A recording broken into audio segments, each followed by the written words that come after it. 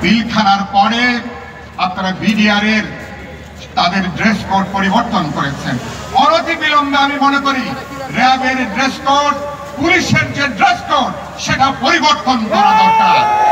ওদের দিকে তাকালে মনে হয় এক একটা ঘাতক বাহিনী ওদের ওই পোশাকের নিচে লুকিয়ে আছে কিনা। আমি কি সত্য কথা বলছি?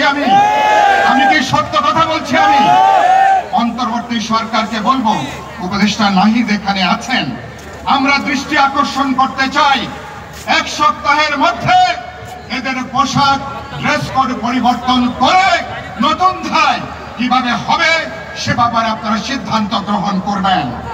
2 নম্বরে আমরা যে কথাটা পরিষ্কার করে বলতে চাই, আওয়ামী লীগ মানুষকে হত্যা করেছে, মশা মাছিকে মানুষ যেভাবে হত্যা করে সেভাবে এরা বাংলাদেশের নাগরিককে সেভাবে এরা হত্যা করেছে। গুমহা পরিবারের সদস্যরা 4 মাস পার হয়েছে, এখন অধিকাংশ তারা ফিরে আসেনি। এই পরিবারের সদস্যরা যদি ফিরে না আসে, আমাদের অভ্যুত্থানে যে আনন্দ, যে সাফল্য সেটা আমরা কিন্তু উদযাপন করতে পারবো না। অন্তর্বর্তী সরকারকে বলতে চাই, আয়না ঘরের অনেক গল্প শুনেছি, কিন্তু 4 মাস পার হয়েছে, আয়না ঘরের উপরে এখনো কোনো শ্বেতপত্র প্রকাশ করা হয় নাই। আয়না ঘর নিয়ে শ্বেতপত্র প্রকাশ করবেন, ভবিষ্যতে কোন ধরনের কোন আয়না ঘর ভেতরে বাইরে কোথাও আমরা দেখতে চাই না। শেষ কথা আমি যেটা বলবো সেটা হচ্ছে, আজকে বাংলাদেশে গত 16 বছরে কোন রাজনৈতিক সরকার দেশ চালায়নি।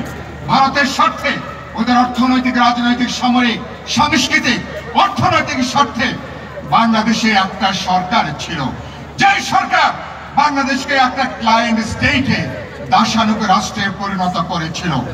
এবং গতকাল ভারতীয় পররাষ্ট্র সচিব তিনি এসছেন, আমরা পরিষ্কার করে বলতে চাই, অন্তর্বর্তী সরকার থেকে এদেশের জনগণের পক্ষে যে কথা বলা দরকার, 2024-এর গণঅভ্যুত্থানের মধ্য দিয়ে যে স্বাধীন জাতি রাষ্ট্রের অভ্যুত্থান হয়েছে, আমাদের যে রেজারেকশন হয়েছে, পুনরুত্থান হয়েছে, এই কথাটা বলা দরকার। আমরা সমতা, ন্যায্যতা, সমঅংশীদারিত্বের ভিত্তিতে ভারতের সাথে দ্বিপাক্ষিক সমস্যার সমাধান করতে চাই, কিন্তু কোন ধরনের দাদাগিরি, কোন ধরনের তাবেদার তারা যেভাবে করেছেন বাংলাদেশের মানুষ, এটাকে আমরা বরদাস্ত করব না।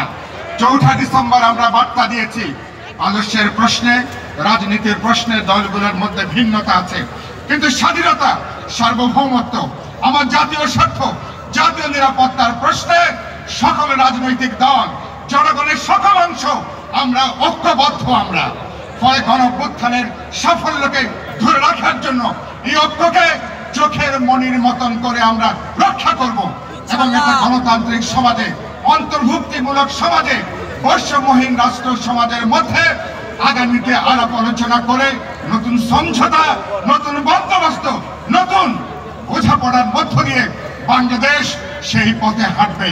সেখানে মায়ের ডাকের যে তৎপরতা, আশা করি সারা বাংলাদেশের মানুষ সেই পথে তাদের সঙ্গে এক কাতারে দাঁড়াবেন। আমরা ভিন্নতার মধ্যে আমরা আমাদের জাতীয় ঐক্য গড়ে তুলব, বাংলাদেশকে রক্ষা করব, জনগণকে রক্ষা করব, আমরা আমাদের গণতান্ত্রিক ভবিষ্যৎকে আমরা রক্ষা করব। সবাইকে শুভেচ্ছা, সালাম এবং অভিনন্দন জানিয়ে আমার বক্তব্য এখানে শেষ করছি। আসসালামু আলাইকুম।